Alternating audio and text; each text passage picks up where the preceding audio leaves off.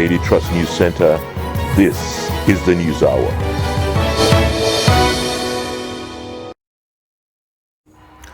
On News Hour tonight, Bauchi, Jigawa states record 44 diphtheria deaths with over 300 new cases. 2 arrested in connection to the murder of veteran journalist. Benue Governorship Tribunal upholds Governor Hyacinth Alia's election victory. On the foreign scene, 10 people killed, dozens injured after truck explosion in central Somali town. Hello there, good evening. Welcome to the News Hour on Trust TV. We begin in Bauchi State, where the state government has confirmed that diphtheria disease has killed 34, with the state recording 296 suspected cases despite surveillance response efforts. The executive chairman of the State Primary Healthcare Development Agency, Ridwan Mohammed, made the disclosure while giving an update on diphtheria outbreak across the state. The primary healthcare boss explained that 11 local government areas have confirmed the outbreak of the disease with 8 new cases. He says health workers are still collecting samples for the suspected cases, while those confirmed are receiving treatment at the designated centers in Jama'are local council area. Now, government decided that we should also look at the state that the infection is coming up, outbreak is coming. So that's why we selected another 10 states. 10 local government that we're going to carry out work. And that is coming in the next 3 weeks. We are gathering information. We are doing macro planning and macro census to see how many children we are going to vaccinate so that we'll be able to get them vaccinated. Mohammed maintained that one of the major setbacks is the rejection of vaccination by people, adding that vaccines reduce chances of being infected. There's no reason why people will not accept this vaccination. Because it's not polio why they suspected that they put something like infertility, but this one is that people rejected the vaccination because of selfish interests. He also disclosed that the federal government and other health partners are working to arrest further spread of the disease in the affected local government areas, noting that awareness campaign on the disease is ongoing in the other 9 local councils areas of the state. Adam Imam, Trust TV News, Bauchi. Staying with diphtheria developments, the Jigawa State Ministry of Health has confirmed the death of 10 persons from a suspected case of diphtheria disease, which has been recorded across 14 local government areas in the state. Now, the Permanent Secretary of the Ministry of Health, Salisu Muazu, made the confirmation while fielding questions from journalists on the state's prevalence rate. Muazu explained that so far 2 cases had been confirmed at Kazore and Jahun local government areas, as some samples have been taken to Abuja for more analysis. According to him, the epidemic had been recorded at areas with 0 dose of routine immunization in the affected local government areas in the state. Muazu noted that the ministry had conducted investigation and collected necessary information across the affected areas and have updated the National Primary Healthcare Development Agency and the Nigeria Center for Disease Control, as well as prevention for further actions.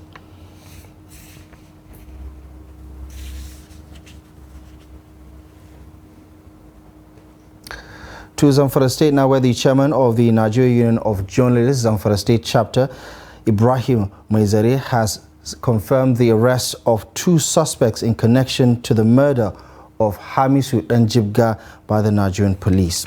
The NUJ chairman says the union is keeping tabs on the investigation by the police to ensure justice for the veteran journalist and his family. The report. The late correspondent of the Voice of Nigeria, Vaughan, in Zamfara State, Hamisu Danjibga, was brutally murdered and his body was dumped in a soakaway behind the residence of the Samaru area of Gusau Metropolis. The way and manner the veteran journalist was killed has continued to generate reactions and concerns among his colleagues. Abba Kabara and Umar Mohammed are contemporaries of late Hamisu Danjibga and have worked together for years.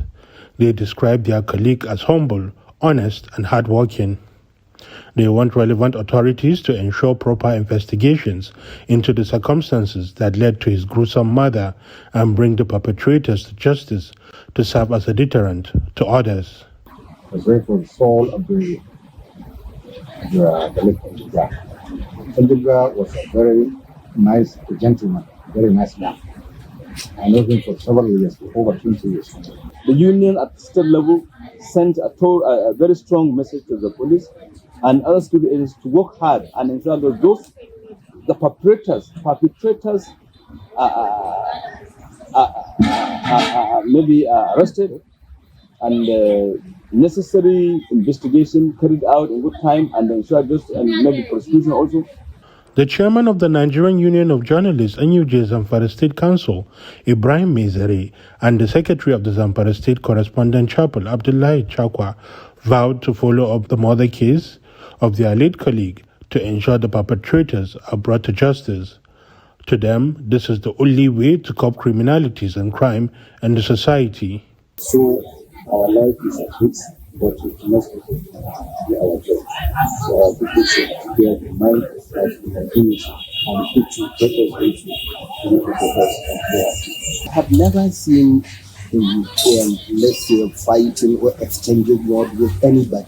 The NUJ chairman confirmed that 2 suspects have been apprehended by the police and an investigation is ongoing to unravel the rationale behind the dastardly act and also to prosecute them in line with the law.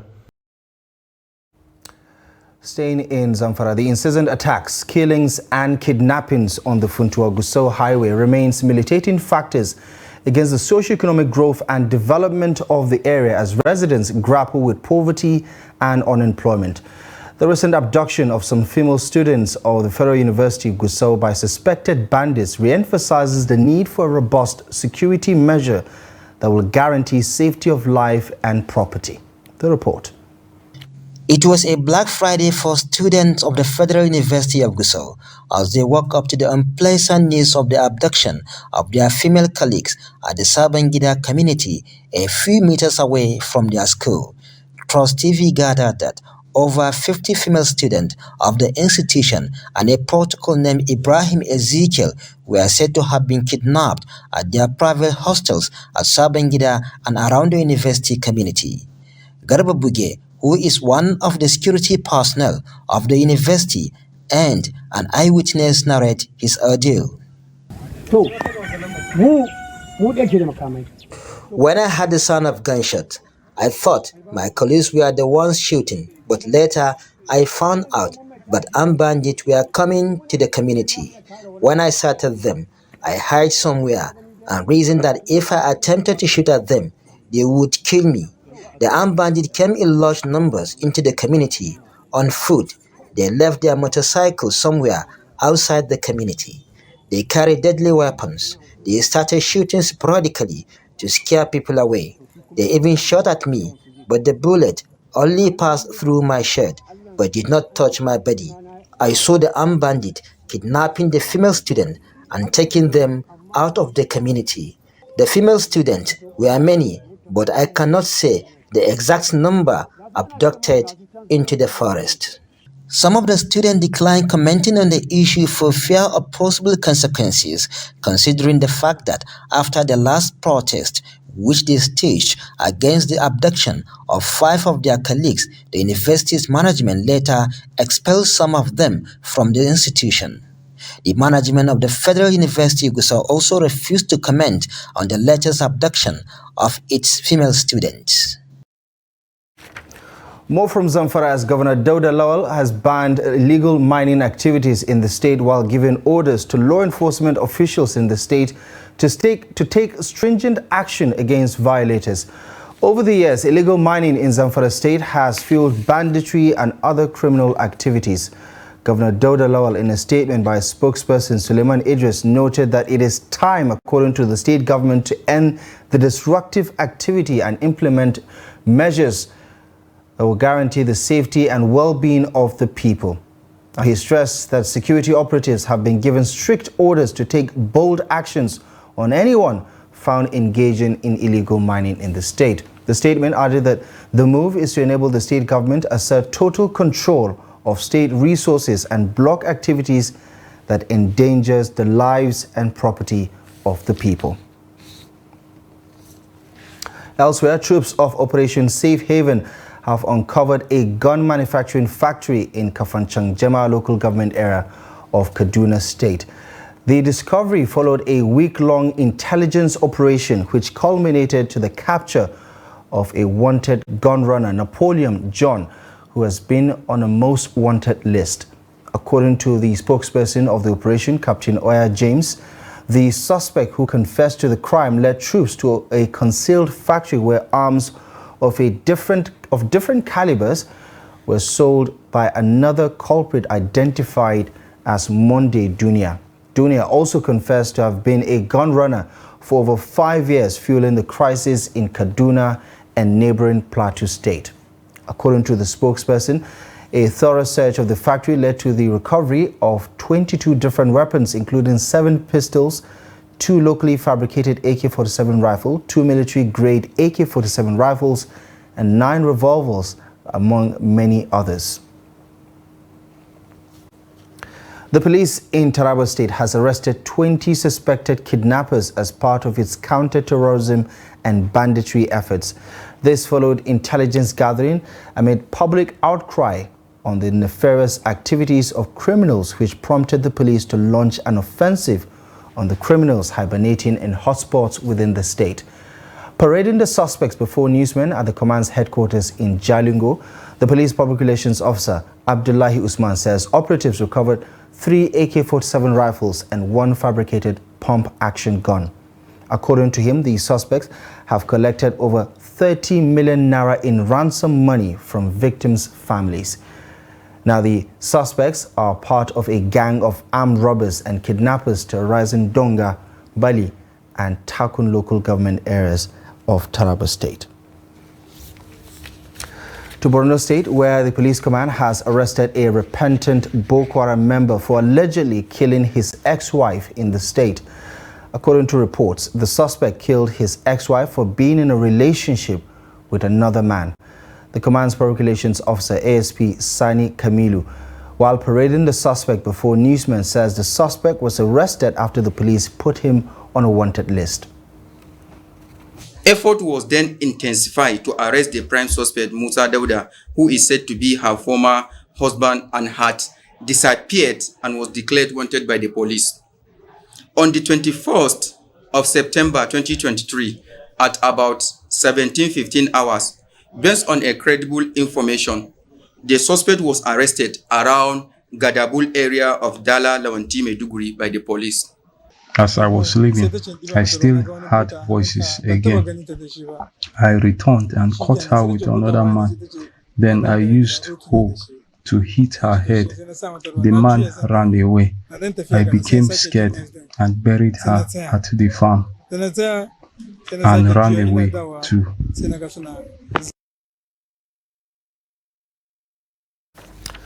Still talking security, the Niger State Police Command has apprehended 5 suspects in possession of human remains to be used for alleged money rituals. They were arrested along the Minabida Road in the state. It was reported that the 2 suspects, Isa Mohammed and Idris Mohammed, both from Sakbe village in Idati local government area, were caught with the human remains wrapped in a bag by a sister security agency during a routine patrol. Now, the 2 suspects were later handed over to the State Police Area Command in Bida for further investigation. Now, troops of 103 Rear Battalion of the 82 Division Nigerian Army, presently on Operation Udoka II, have rescued 1 person along 4 Corner Agbogwe Junction in Udi local government area of Enugu State. This was contained in a statement issued in Enugu on Saturday by Lieutenant Colonel Jonah Onuakalu, the Acting Deputy Director, Army Public Relations of the 82 Division of the Nigerian Army. According to him, the rescue operation was conducted when troops deployed at Udi checkpoint received a distress call from the police on a kidnapping incident in the area. To Benue State, where the State Governorship Election Petition Tribunal sitting in Makurdi has upheld the election victory of Governor Hyacinth Alia of the All Progressives Congress. In a unanimous decision delivered by the 3 justices, the court submitted that it has no jurisdiction to entertain the case. From Makurdi, Jimmy Azande reports. Reacting to the judgment, counsels to the APC and Governor Alia say both parties have done what is right within the judicial system. Tribunal held that it was affected by the principle of res judicata. It was an abuse of process, and that the tribunal had no jurisdiction. And to that effect, they not only held that they had no jurisdiction, but in terms of the merit, they dismissed the petition. You can see that all the issues that were tabled by the respective parties, both the petitioners and the respondents, were all resolved. So in effect, they have affirmed the decision of the good people of Benue State, which they came up with on the 18th of March by electing Reverend Father Alia as the governor of Benue State. Also, the APC, through its publicity secretary, said the petitioner had no case, as he also urged the opposition to join hands in the development of Benue State. To also thank the tribunal for taking a decision that is in alignment with the aspiration of the majority of Benue people. They voted massively for Father Alia and myself, and this has been affirmed today. So we thank the tribunal for giving us justice. The court just affirmed what happened at the polls. We are happy. We knew we had a strong case. We knew that the mandate given to our party and the government was unshaken, it's a solid ground. And so we had no worries at all. And the court just affirmed what we say we believed in, and throughout dismissed the case. So we are happy, we're elated, and we want to call on the opposition to join hands with our administration, to develop the state. They had no case at all because the mandate was freely given to us by the people. The tribunal dismissed the petition of the People's Democratic Party and its governorship candidate Taitu Suba, challenging the election held on March 18, on the grounds that it lacked the constitutional powers to do so. Counsel to PDP and its candidate Taitu Suba declined comments on the outcome of the case. Jimmy Azande, Trust TV News, Makurdi.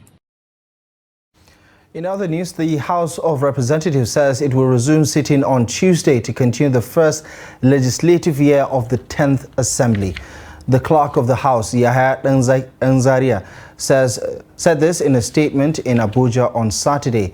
Now, the 10th National Assembly the House of Representatives proceeded on its annual reset on July 27. Now, this followed a plenary session during which Speaker Tajuddin Abbas announced the leadership of the standing committees of the House of Representatives. Now, commenting on the resumption date, Representative Akin Rotimi, the spokesperson of the House and House Committee on Media and Public Affairs, said the 10th Assembly had been prolific so far. He said since its inauguration, the House of Representatives had recorded 470 bills, with all passing first reading, while 4 had passed second reading.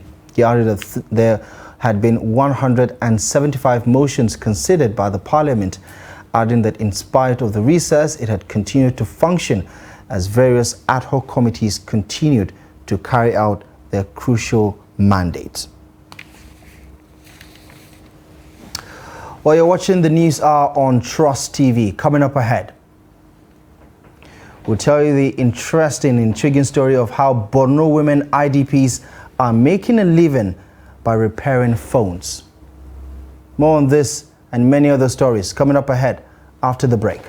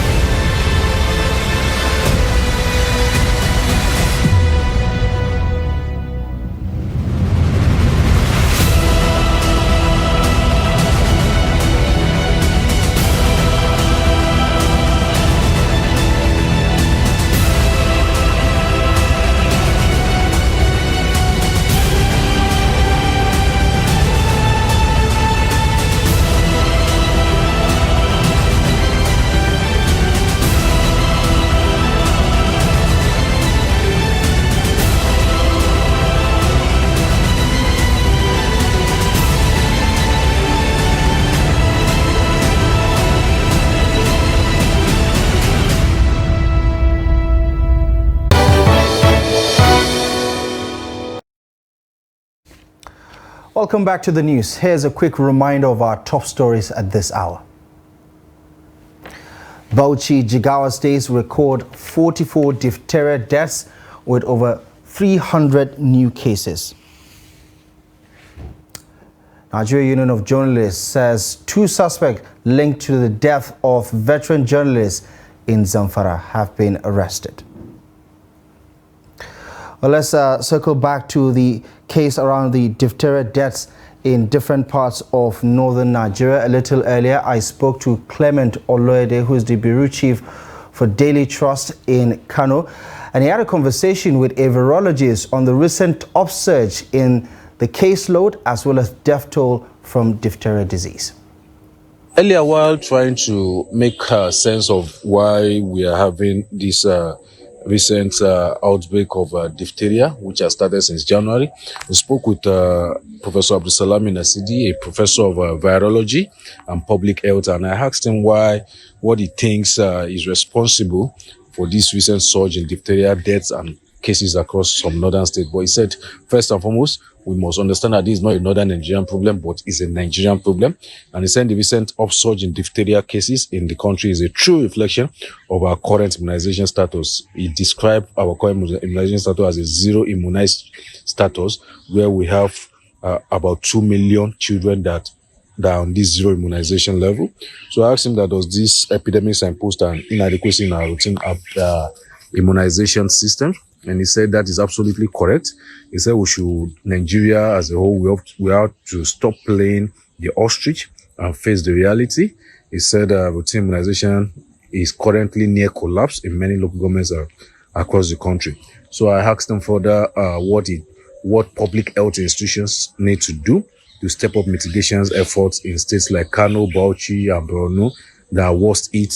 And he said public health interventions to interrupt transmissions, to save lives and mitigate impact must be taken at all levels, not just at local government, but across state and federal level. And he told me that at federal level, efforts to strengthen routine immunization, reach difficult to reach communities, and make diphtheria antitoxoid available is crucial and urgent. That federal government has to take this with utmost urgency to make sure that this antitoxoid is made available to even the difficult to reach communities.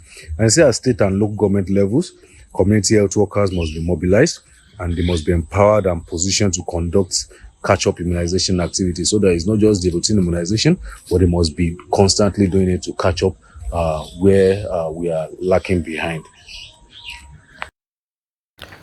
Clement Oloyede, the Bureau Chief Daily Trust, giving us insight into the conversation he had with Professor Mohammed Nasidi, Professor of Virology, on the upsurge from the death toll and cases from diphtheria outbreak in different parts of northern Nigeria. Now, boat operators in Yola, the Adamawa State capital, are decrying the high cost of life jacket, which has become a necessary safety tool for their business.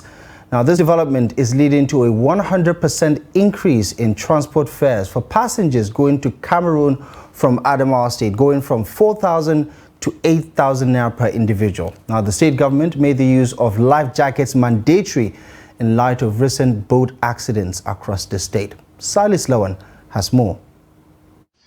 2 weeks after the Rugenge, Maye-Ine and Greenboard mishaps incidences, the government placed a ban on any travel without life jacket on the waters.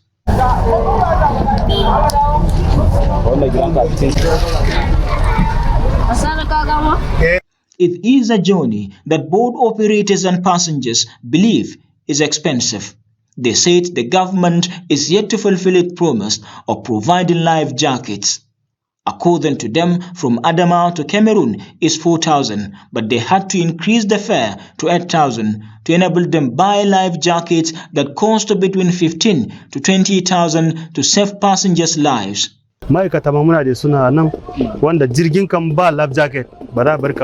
We have some security men who are enforcing the ban on no travel without life jackets.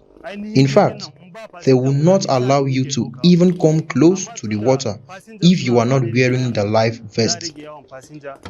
So for us here, this is a whole new thing that is fast changing the business. With the recent boat mishaps in 3 riverside communities in Adamawa, which claimed many lives, swimming and boat traveling patterns changed. Swimmers are no longer seen on this big river.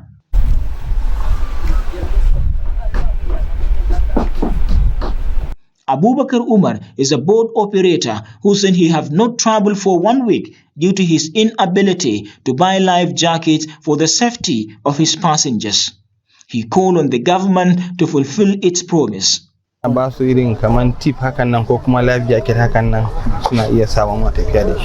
They placed a ban on traveling without life jackets, but they are yet to provide us with any. Before the ban, we used tubes as a safety measure, but it is not working anymore. I am just praying that when the life vests come, they should reach us, because most of such supports from the government usually gets hijacked. Ba passenger mutane 12 muke daukawa. Amma tunda passenger suna zuwa ne da kayan su, za a rage yawan passenger, sai a yi lissafi kayan da za a sa ciki, sai a yi tafiya. Daidan abun da zai. I'm afraid to say, not all of us can afford buying 15 life vests to our passengers, because with no load on the boats, we carry 15 people from here to Cameroon. Charging 8,000 naira per head is to meet up with the life jacket demand. Records from boat mishaps that occurred recently in 3 different communities of Adamawa indicate that most of the victims did not wear life jackets. Salis Lawan, Trust TV News, Yola. Now, a section of Mega Plastics Company has been damaged by a fire outbreak in the early hours of Saturday in Lagos.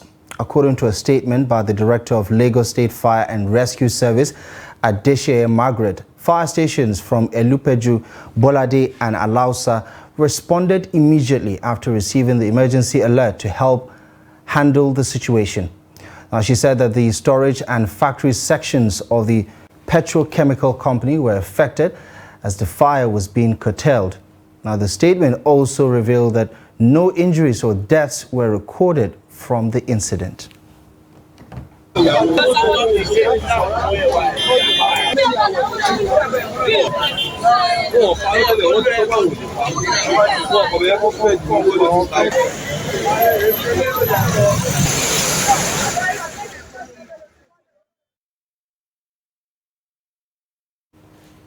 Now, officers and men of the Federal Road Safety Corps, Ngo Okpala Unit 9 Command in Imo State, have been commended for exhibiting high level of professionalism in the management of accidents.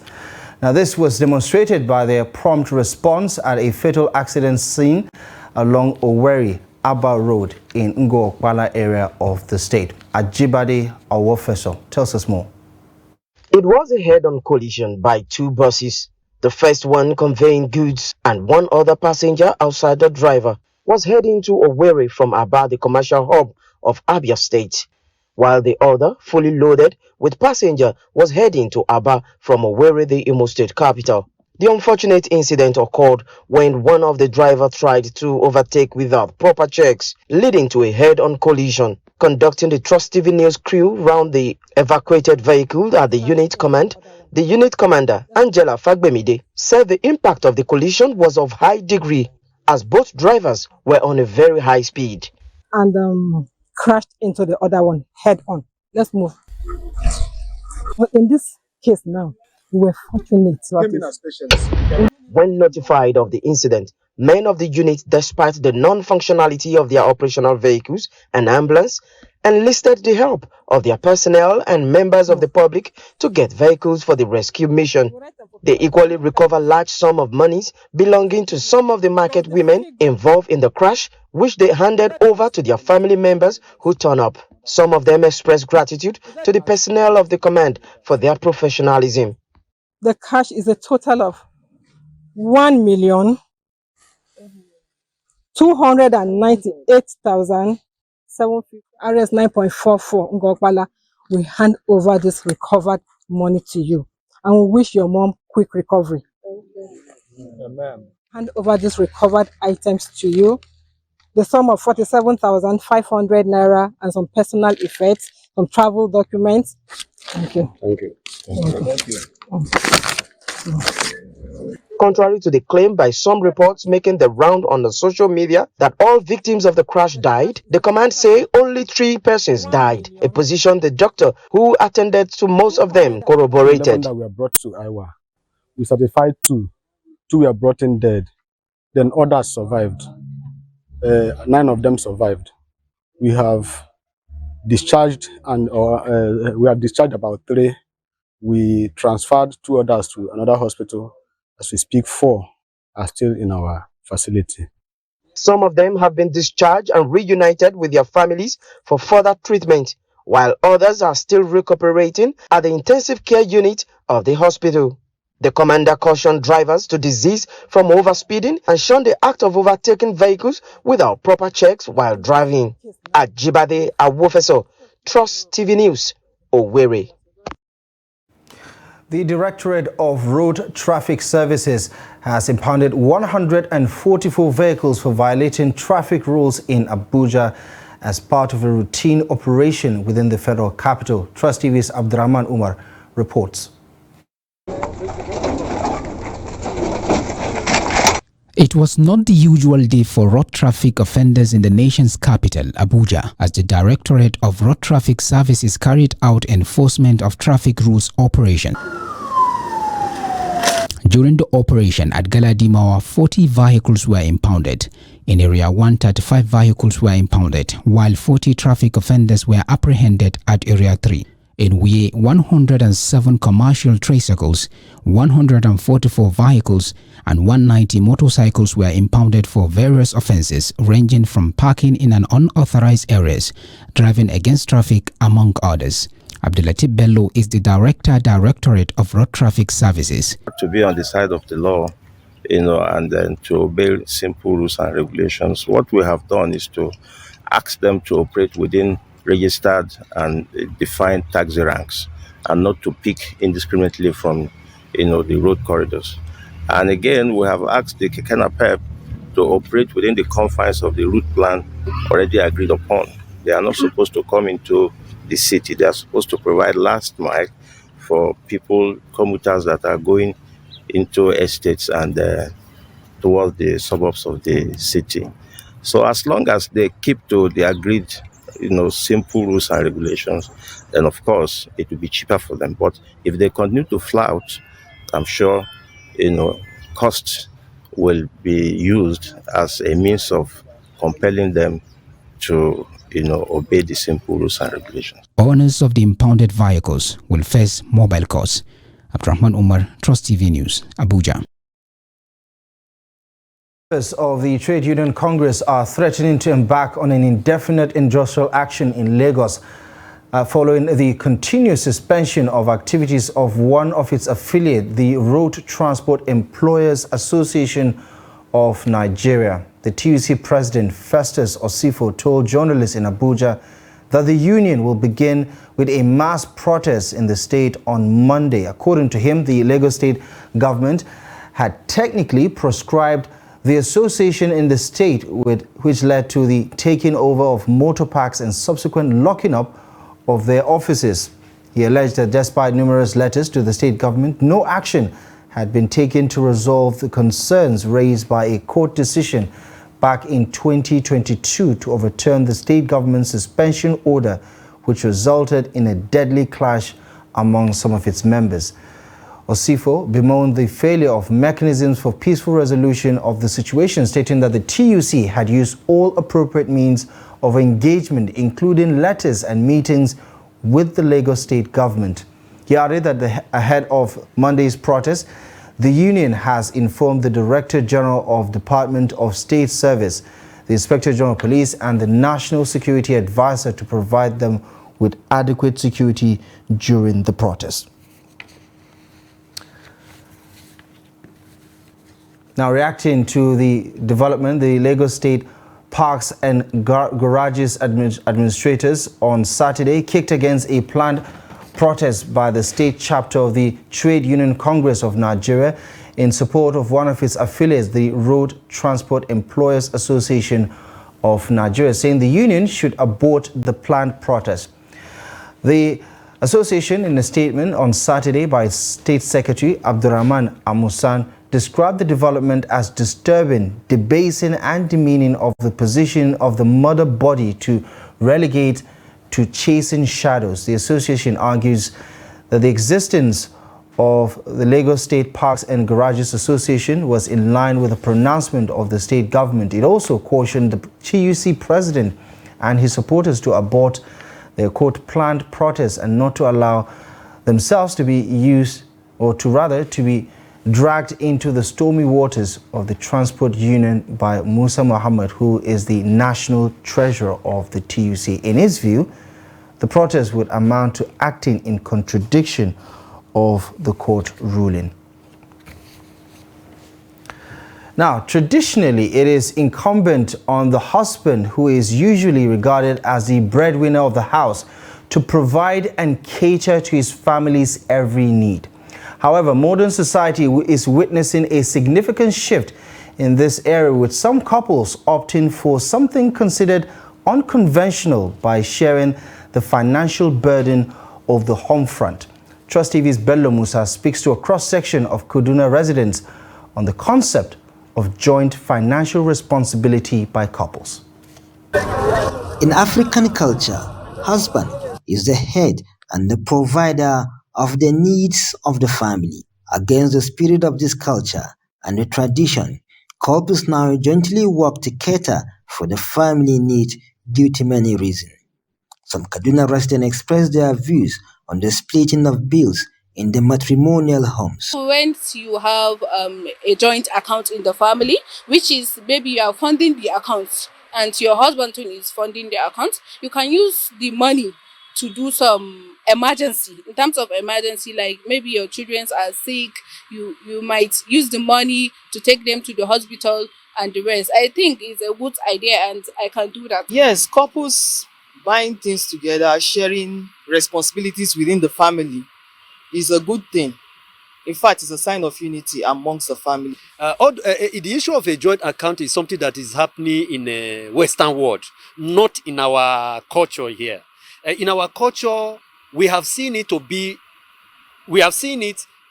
a man be the head of the family, a man be the owner of the account, a man be the ones paying the bills in the house, a man be the one paying for the food we eat in the house, not a woman be the one paying for the bills of the house, paying for the food we are eating in the house, except the man is capacitated, the man is sick.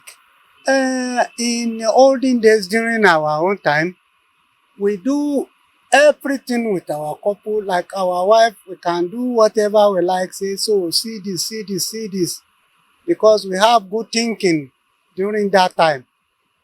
But as at now, life has changed. Though joint account creates stability and strengthens the bonds of union between couples, this comes often with disadvantage. But it has its own disadvantage because some of us are entangled with our culture, which permits us to have one or more wives. What if I build my home with my husband and build a house together, and later he comes up that he wants to get married? Will I allow him come bring the woman to my house? No. I am a clear testimony. I did that with my wife. We are still together. But unfortunately, you know, once there is a discord, once there is disagreement, it affects even the account you tend to develop as a result, with a view, to take care of the problem that will emerge, within the family. Okay, let's come to that aspect. And this woman wants to assist her mother. They say, only my mother needs some money. I want to take from that account. I want to send to my mother. The husband will spring up the same idea. Only my mother equally need money. I want to take from that account and send to my mother. Many say it is against the African culture to allow women fend for the family. Bello Musa, Trust TV News Kaduna. Borno State, as the epicenter of the Boko Haram insurgency, is still reeling from the effects of years of socio-economic instability, which has crippled the lives and livelihood of people. Falmata Usman is one of many displaced by insurgency and now a resident of one of the camps housing thousands of other people. Her story is one of courage and determination as she defies stereotypes to become self-reliant and in the process inspiring others to fend for themselves as against waiting for handouts. Olatunji Omirin completes the story. This first female cell phone technician in Borno State was traced to her hometown Mafa in Mapa local government area of the state after the town was resettled. She said when people tried to discourage her, she resisted because she had chosen to learn how to fix phones. For her, she wants to show the society that women could also venture into such trade and skill dominated by men and do so excellently. Da farko dai ana cewa wai a'a ai wannan in ba maza ba ta yake mace zaki wannan aikin shi ne ce a'a. They believe that only men can do it, and it is not a woman's job. But I believe women can also do some of the things that men do. That's how I got into the business, and now I have other girls learning from me. Na samu yara ma su ma ina koyar da su kuma alhamdulillah su ma suna kokari.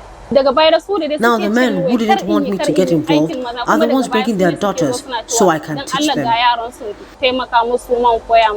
She was trained alongside other youth on technological and innovative skills to not only build up her skills but to earn a decent living and train young girls in the state. Falmata Usman said when they were at the Muna IDP camp, an NGO selected people for training and she was selected, trained and supported with some tools like meter, engines, screws and other for repairing phones. This job can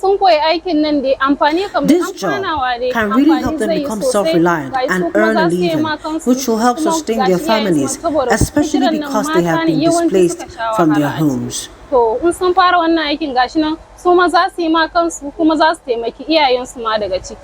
She charged young girls to be economically viable to be able to support their husband because what women needed was not equal rights but economic empowerment.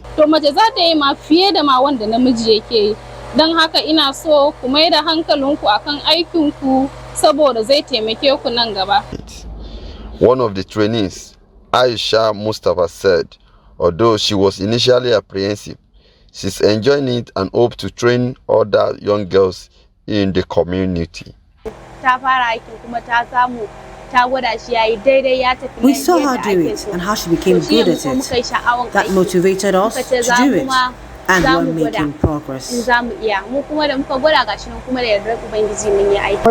helped me fix most of my equipment and they are very good at it.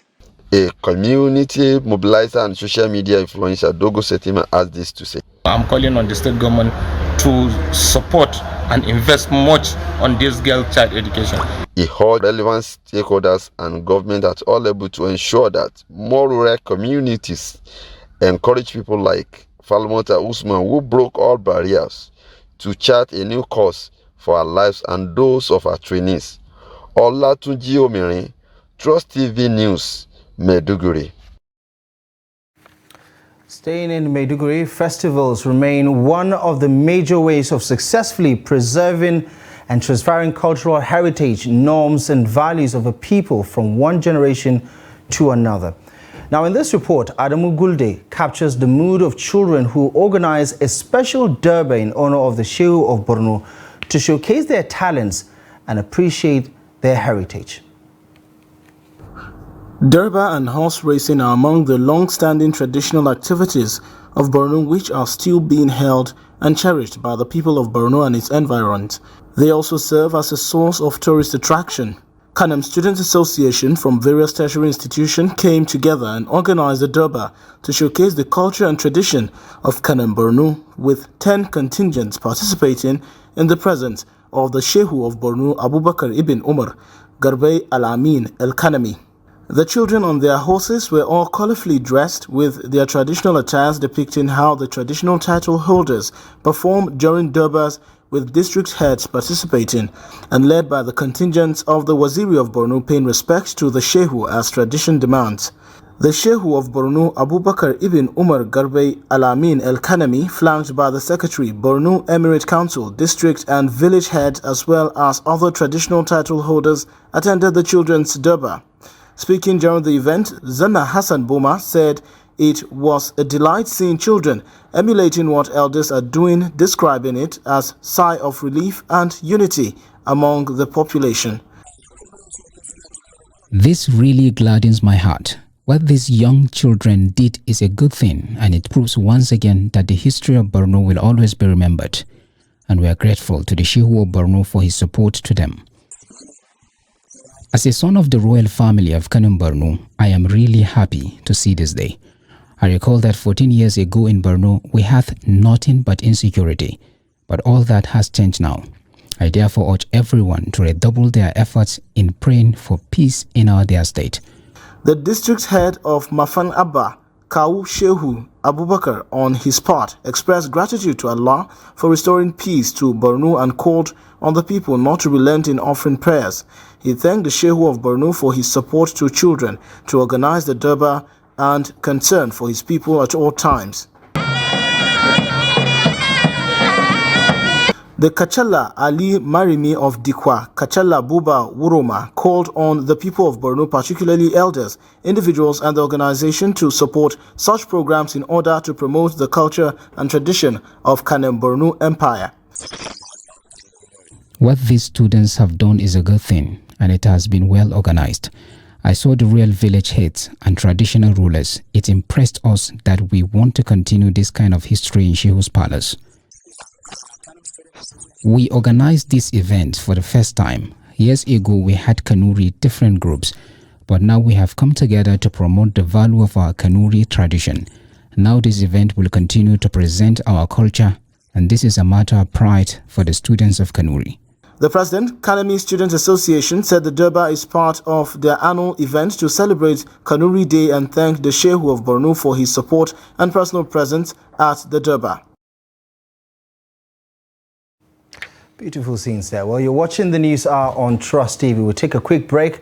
More news coming up ahead in just a moment.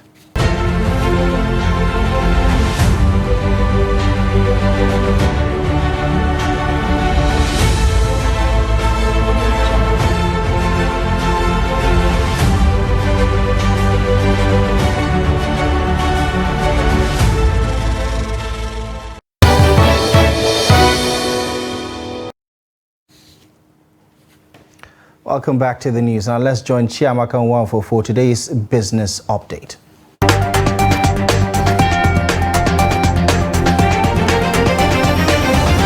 The World Bank says it has approved a fresh $700 million loan for Nigeria to enhance adolescent girls' learning and empowerment. The global lender made this known in a statement published on its website on Friday. The new loan will provide additional funds for an ongoing project known as the Adolescent Girls Initiative for Learning and Empowerment. The bank noted that Nigeria had over 12 million to 15 million out-of-school children in the school age group, with many of them in northern Nigeria. Accordingly, the World Bank added that an estimated 1 million children were affected by increased insecurity around schools in 2020 to 2021. The World Bank Country Director for Nigeria, Shubham Chaudhry, stated the importance of closing gender gaps by ensuring girls have access to education and skills.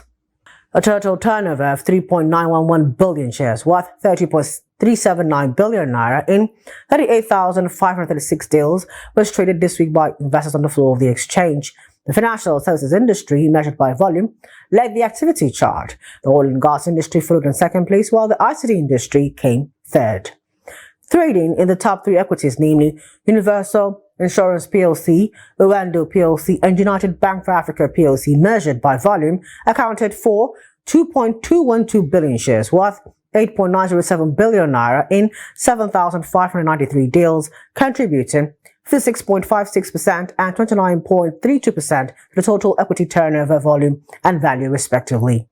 The NGX All-Share Index and market capitalization depreciated by 0.11% to close the week at 67,324.59 and 36.847 trillion naira respectively. 48 equities appreciated in price during the week, with 46 equities depreciating in price, while 67 equities remained unchanged. And that's it on Business News. I am Chiamaka Nwafo. Now to developments on the international scene. A truck bomb exploded at a checkpoint in central Somalia on Saturday, killing at least 10 persons and obliterating nearby buildings, according to a police statement.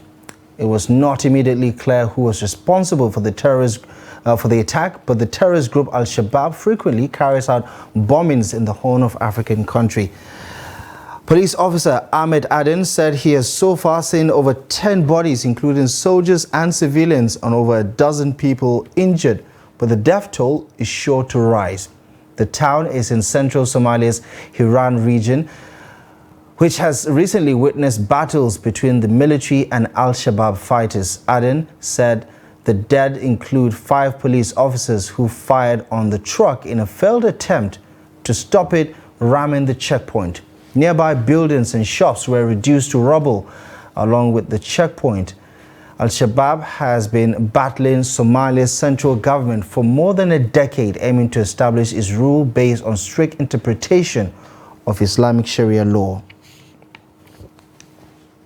Hundreds of demonstrators gathered in Ghanaian capital Accra on Saturday for a third day of anti-government protest linked to economic hardship that has led to dozens of arrests. Protesters, some waving placards or Ghanaian flags, decried the high cost of living and a lack of jobs as they march under the watch of riot police.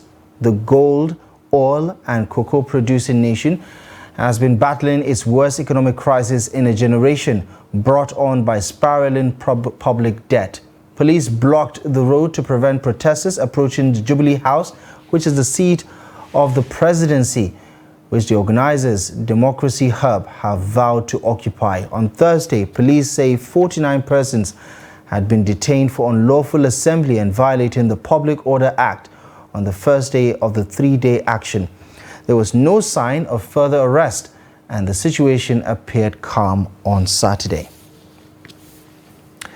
To sports now. The President of the Federal Republic of Nigeria, President Bola Ahmed Tinubu, has declared open the 7th edition of the National Youth Games taking place in Asaba, Delta State. The President was represented by the Minister of Sports Development, John Owan Eno, says the Games should promote the spirit of friendship among all states. He urged all state officials and athletes to compete in the spirit of fairness and togetherness while putting the interests of the nation first. The Games will take place between September 23rd and 30th across multiple venues in Asaba Delta State. More than 5,742 athletes from the 36 states of the Federation, including the FCT, will compete for medals in 35 different sports. Now for more sports, let's join Adeni Ajifashe.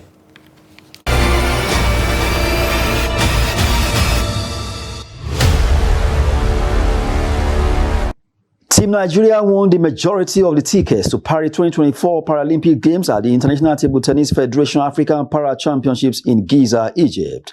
Host Egypt, Nigeria, South Africa, Kenya, Mauritius, Cameroon, Cote d'Ivoire, and Algeria took part in the 3-day tournament. Nigeria claimed 9 from the 14 tickets available to Paris Olympics at the Continental Showcase, while Egypt picked 5 as the two nations continued their dominance in Africa. Nigeria and Kayode Alabi and Ifechukwu Dekweoyu became the first African couple to qualify for the Paralympic Games after securing their maiden ticket at the tournament. Nigerian's Faith Obazuaye won the first ticket after emerging champion in Class 10 of the women's singles in successive sessions. Nigeria added more tickets in women's Class 9 and 5 with Kehinde Lawal and Ifechukwu Dekweoyu dominating their event as champion. Nigeria also dominated the men's singles event, picking the majority of the tickets with 4 of the 6 athletes who qualified, making their debut at the Paralympics Games. Olufemi Alabi and Victor Fayinloye will be making a return to the Games after their outing at Tokyo in the men's class 10 and 8. Issa Ogunkule, Bolawa Akingbemisilu, Kayode Alabi and Abiola Adesope won their respective classes to be counted among the athletes heading for Paris in 2024. That's Sport News. I'm Adeni Ajishafe.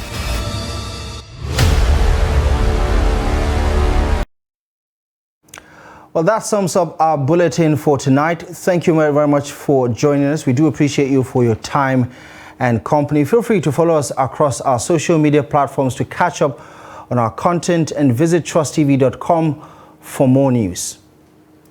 My name is Abdullahi Ahmed. Thank you for watching the news and good night.